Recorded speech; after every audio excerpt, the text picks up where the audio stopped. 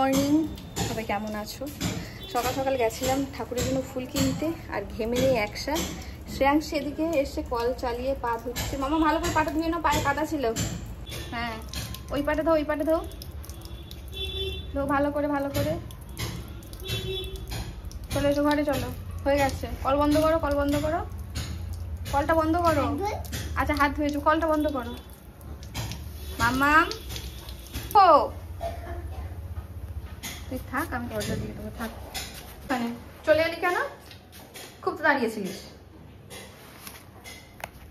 একটা কথা বললে শুনবে না তুমি।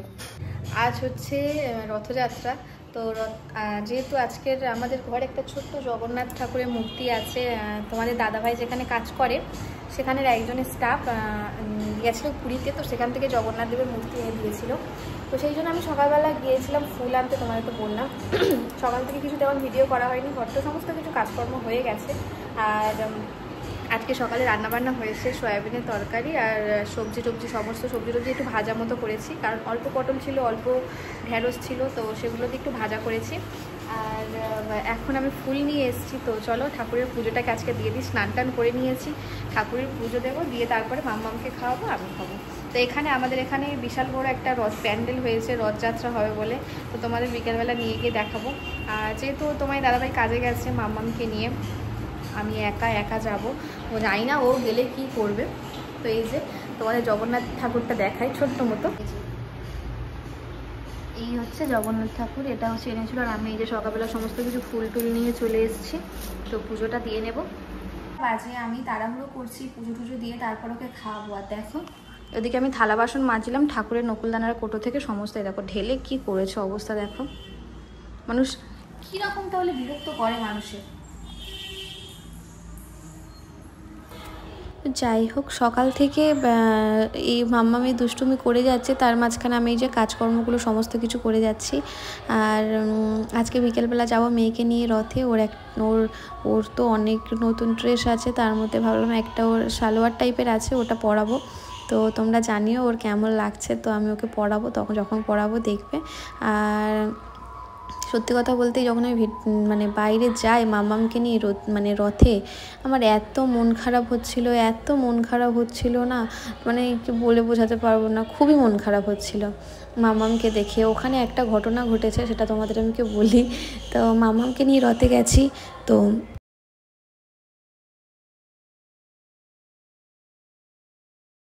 ওখানে সমস্ত বাচ্চারা এইটুকু সমস্ত বাচ্চা, ওর থেকে ছোট ছোট বাচ্চারা, বড় বাচ্চারা, সবাই রথ বের করে, সবাই, শুধু মাম্মামি মনে হয় রথ বের করেনি, সবাই রথ বের করেছে। আমার এত মন খারাপ, কষ্ট লাগছিল না, কি বলবো। সব বাচ্চারা বের করেছে, আর মাম্মাম বের করতে পারেনি, ও অন্যজনের একজনের রথ টেনেছে। সে ভগবান সকলেরই, যার রথ টানাটাও একটা পুণ্যের কাজ।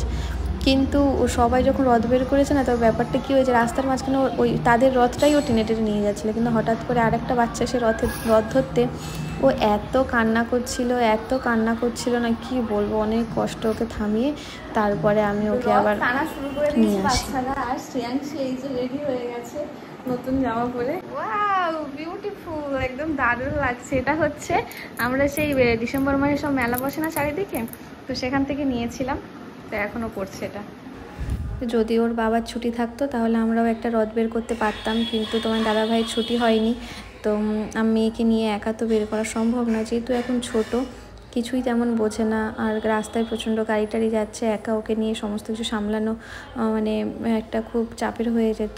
আরেকজন কেউ সাথে থাকলে ভালো হতো, তো ওই জন্য। তো আমার না সত্যি বলতে এত মন খারাপ হচ্ছিলো, কষ্ট হচ্ছিলো। আরও যখন মাম্মাম কাঁদে না, তখন আমার এত কষ্ট লাগছিল যে আমরা যদি একটা ছোট্ট মতো হলেও যদি একটা রথ বের করতাম। আর খালি বলছে মা জয় জগন্নাথ নেবো, মা জয় জগন্নাথ নেবো। আমার এত মন খারাপ হচ্ছিলো না, আর কিছু বলার নেই। তো যাই হোক, সমস্ত কিছুর মাঝখানে একটাই খুবই ভালো লেগেছে, মাম্মাম খুব মজা করেছে, খুব মজা করেছে। তো সেই ভিডিওটা তোমরা শেষের দিক পর্যন্ত দেখতে পাবে যে কতটা মজা করেছে। চারিদিকে ছুটে বেরিয়েছে, নেচে কুদে একাকার হয়েছে। তো আর এই যে অর্ণা পরে মাম্মামকে কেমন লাগছে অবশ্যই জানিও। তো আমার একদম রাজকন্যা লাগছে। তা আমরা বেরিয়ে পড়েছি রথ দেখার জন্য। একটু একে ধরতে দাও, যা এখানে ধরো ধরো ধরো রথ ধরো মাম্মা দইটা ধরো চলো তুমিও ধরো ফেলে দেবে না হলে তুমিও ধরো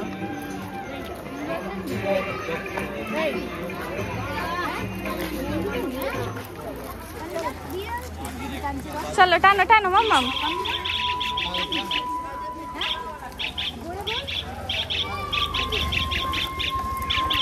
চলো চলো চলো বাহ খুব সুন্দর হাত দিয়ে দেখ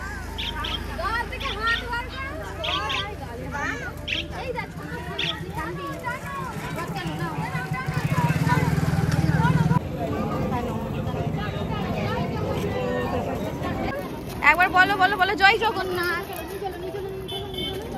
বলে দাও বলো জয় জগন্নাথ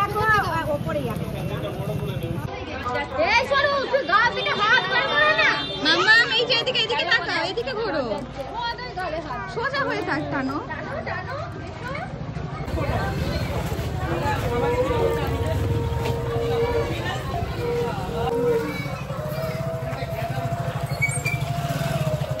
মাম্মা মাম্মা এইদিকে তাকাও এইদিকে এই তো দেখি দেখি বাহ উপরে উঠবে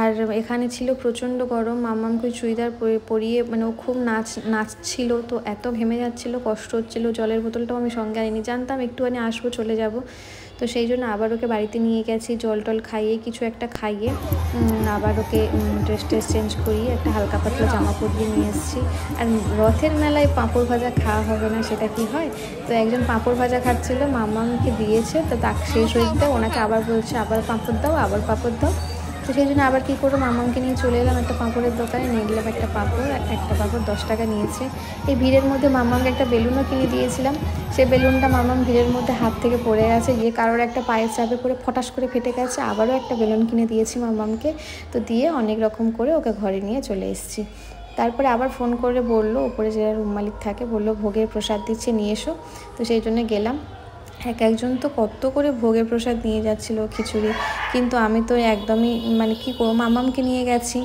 একটা হাতে একটাই আনতে পারবো তো সেই জন্য আমি একটা প্রসাদই নিয়ে এসেছি আর এই যে খাচ্ছি আর খুব টেস্টি আমি ঘরে ছিলাম ওই রথের ওখান থেকে ঘুরে এসে মাম্মামের নিয়ে ঘরে চলে এসেছি কারণ একা ওকে নিয়ে ভিড়ের মধ্যে না সত্যি খুবই কষ্ট হচ্ছিল আর তারপরে ওপরে যে রুম মালিক ফোন করেছে তোমার দাদাভাইয়ের কাছে বলছে ভোগ দিচ্ছে যাও তো মামামকে নিয়ে ড্রেস চেঞ্জ করে নিয়েছে আবার আবার জামা পরবো এইখান থেকে একটুখানি গেলাম একজন টিফিন বক্স 3টে 4টে সব সাজিয়ে নিয়ে যাচ্ছে ভোগ কিন্তু আমি ওই যে মামামকে নিয়ে গেলাম তারপর আবার টিপ করে বৃষ্টি পড়ছে সেই জন্য ওই একটা প্লেটই আনলাম ওখানে বলছে আমি বললাম তাও টিফিন বক্স নিয়ে আসবো কি বললো যে এখান থেকে দেওয়া হচ্ছে তবে পাতাই করে নিয়ে দেওয়া হচ্ছে বলে আমি দাঁড়িয়ে আছি তারপরে একটা নিয়ে হাতে দড়ি দিয়েছে আমি ওটা নিয়ে চলে এসেছি বাবা তো অন্নভোগ খাওয়ার চক করে বৃষ্টি এলে মাম্মামকে নিয়ে নাজাল হতে হবে। দুটো হাতে তো আমি আনতে পারবো না, কারণ মাম্মামকে হাত ধরে আনতে হবে, গাড়ি রাস্তা গাড়ি টাড়ি আসছে।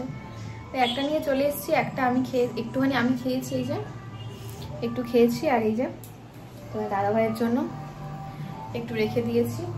মাম্মাম তো খায়নি, মুখ বাঁকিয়ে চলে গেল। সবশেষে একটাই কথা বলবো, এখন আমি মা হয়ে বুঝি, মা হয়ে মেয়ে যখন কোনো কিছু সামান্য জিনিসে হলেও যদি কষ্ট পায়, মায়ের কতটা কষ্ট হয়, মানে মায়ের বুকটা কষ্টে ফেটে যায়। আমি আগেকালে বলতাম যে এত কিসের বায়না, বাচ্চারা বায়না করবে বলে দিতে হবে, কিন্তু এখন বুঝি যে বাচ্চারা যখন কোনো কিছু চায় সেটা যদি না দিতে পারি, বা কারোর কিছু দেখে যদি খুব কান্না করে, সত্যি কথা যেটা সামর্থ্যের মধ্যে, তো খুবই কষ্ট লাগে, খুবই কষ্ট লাগে। তো আজকের মতো এখানেই শেষ করছি, টাটা।